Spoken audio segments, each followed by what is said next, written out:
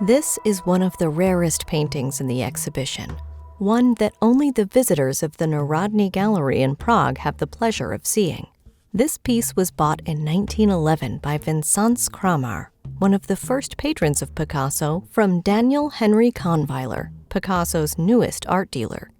These were two men who understood the importance of Picasso's work and followed him even through his hardest times.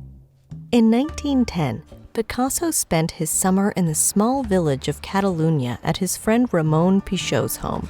During this time, Cadaques Harbor was painted. Picasso's lover, Fernande Olivier, wrote to Gertrude Stein on July 14th. "It is not pretty here, less so than the many other places I have already seen in Spain. If I were not afraid to upset Pichot, I would confess I find Cadaques very ugly.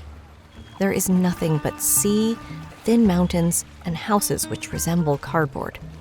Locals with no personality, who could, according to their looks, be either bricklayer or fisherman, though the population seems to be made up of fishermen. Women are everywhere, but they are rather ugly, and above all, insignificant. Small ships are washed up in various places of the harbor because there are just small and narrow beaches."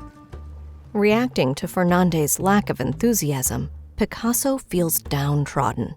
After Horta de Ebro and the creation of Cubism, he finds himself in a strange place, both mentally and physically. Where can he go now?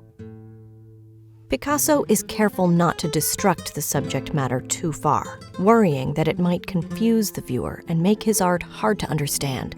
His work is on the verge of abstraction and does not want to move forward. Building out his only two landscapes of the summer, he just paints lines, with a few blue spaces to express the sky and the sea. Anchoring the bottom of the canvas is the only discernible part suggesting the tiny harbor. Perhaps this is not a stylistic struggle that Picasso is having in Cadaques.